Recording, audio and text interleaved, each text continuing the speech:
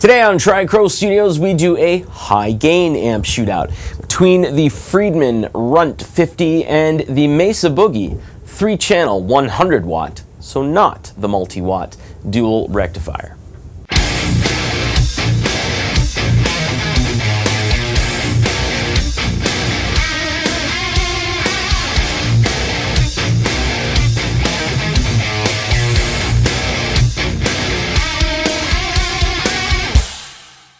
So I do have to reiterate here, this is a high gain amp shootout. So you're not going to hear any cleans or any breakups. It's high gain. But I do have two sound samples for you today. The first of which is a more balanced EQ setting in drop C, and then we move over to drop B with a more scoop type sound.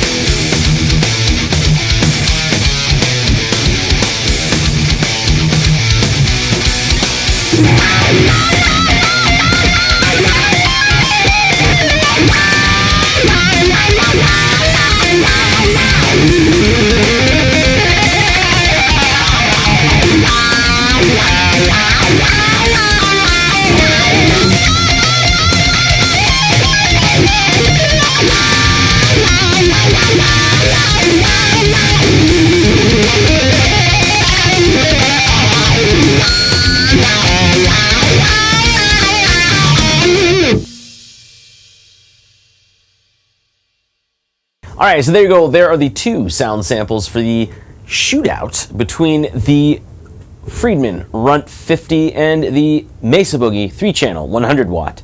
So not the multi-watt dual rectifier. So I do have to note here, I did use an Ibanez TS9 to boost the guitar's signal going into both amps. What I do is I'll record each amp without a TS9 and then with a TS9, obviously changing settings to go with whatever I'm recording at the moment.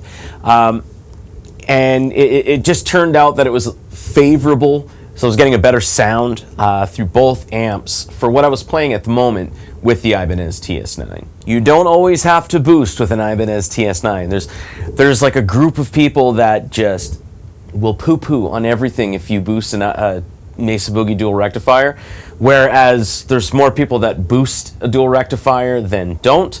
I don't always boost a dual rectifier. However, when it works for what I'm playing, then I'll keep it with a boost.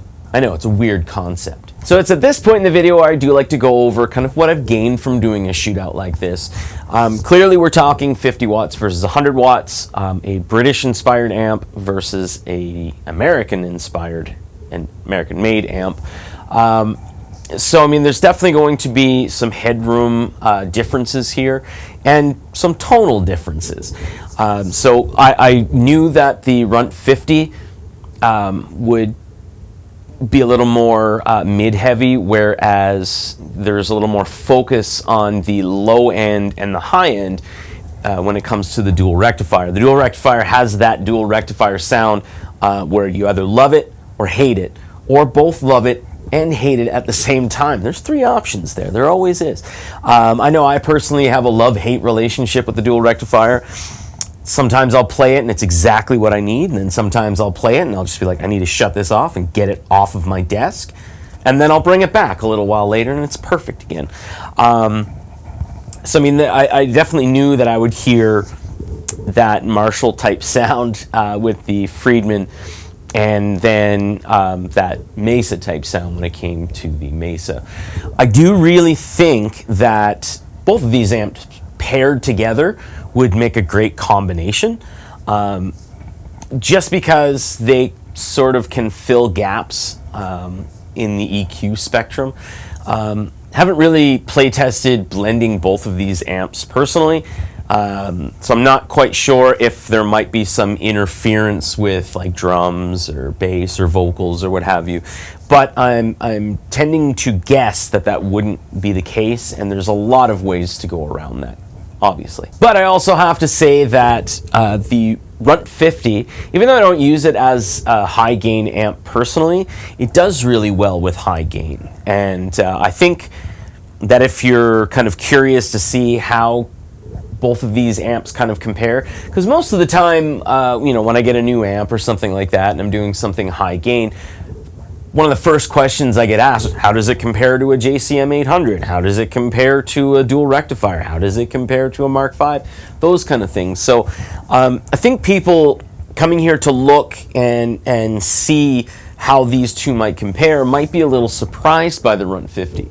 However, because of the way that a dual rectifier sounds, I do suspect that there's going to be some people that are surprised by the difference going from mids to a lot of low and a lot of high. Anyway, that is really all I have to say here. I do, again, consider myself extremely lucky to own both amps, and I do use both of these amps quite often as well. So, thanks for watching.